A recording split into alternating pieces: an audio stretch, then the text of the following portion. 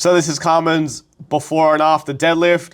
We'll go over all the things that she was doing wrong and then what she's doing better here on the right side.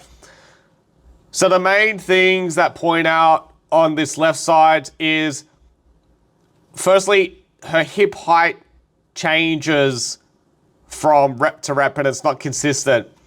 Sometimes she gets it in the right position and sometimes she gets it a little bit low. So you can see this first rep, the hips are too low. So this is the position that she's gonna lift from. So here, when the hips are too low, you can see that the thigh is more parallel to the floor and the chest is more upright. Whereas a better hip height is you can see that the hips are a little bit higher and it looks like it's a more V shape. So the thigh here is more in a diagonal, okay? So this is a V shape and this is more of an L shape. Now, why this is a problem of starting with the hips too low, because you'll see before the weight plates break off the floor here, her hips are going to shoot up. So it looks like it's a bit of a two-part movement. So if I do it slow, you'll see that her butt shoots up. So there's all this slack in her body, right?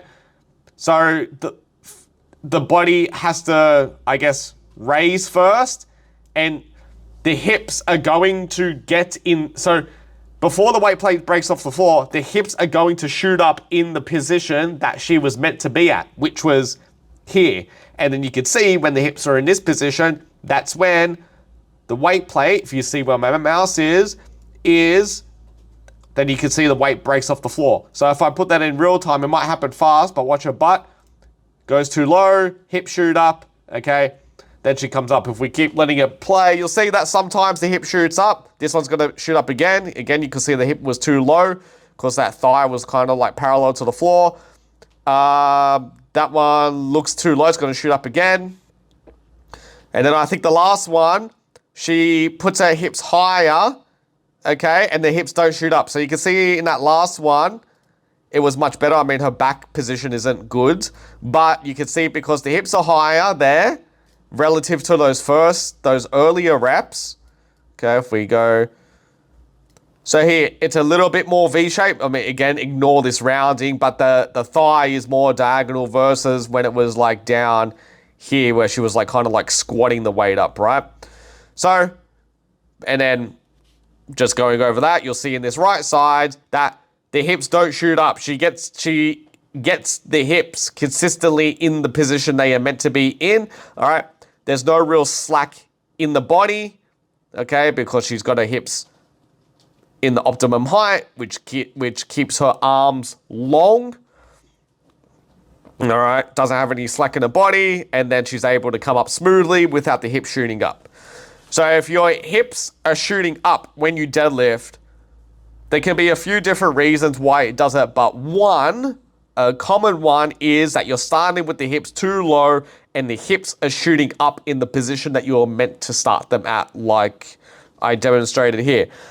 So that was like the first main thing. And then the second main thing is her back position in keeping an arch or keep an extension in the spine, okay, and being able to maintain that position. She does it not too bad for the first 2 reps. This one here, you can see she loses the position a little bit. So when so this, you can see the spine's rounded, right? And then in the setup, when she's getting ready to pull the bar off the floor, she's going to extend her back like this, okay? So it goes from rounding and then it puts in an extension.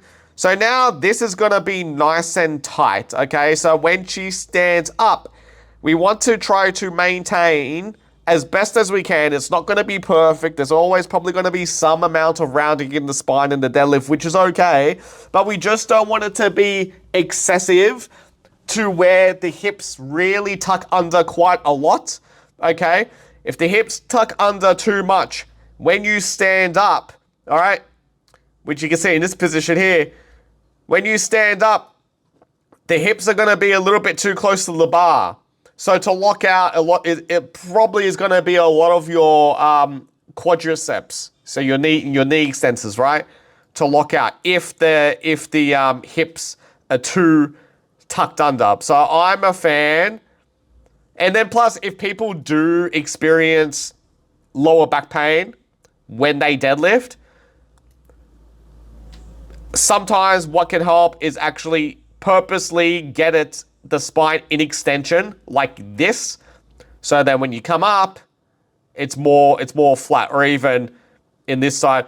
Carmen does lose the extension in this right side a little bit, but it's not too bad. It stays pretty consistent. Okay, so can see she's extending here.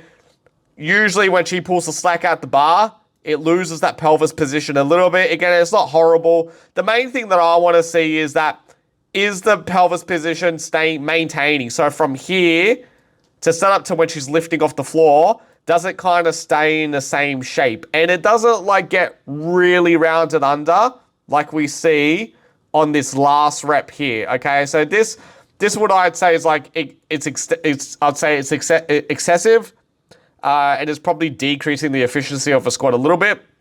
But back to my original point that if you do get back pain in a deadlift, what generally helps besides loads management, okay, going lighter on your deadlift and slowly building up. So load management aside, but a technique that can help is put your lower back in extension like this. So when you stand up, you're maintaining that same back position rather than losing it, okay, and rounding off the floor, which may put more stress in that area, which may add more fatigue and potentially flare it up.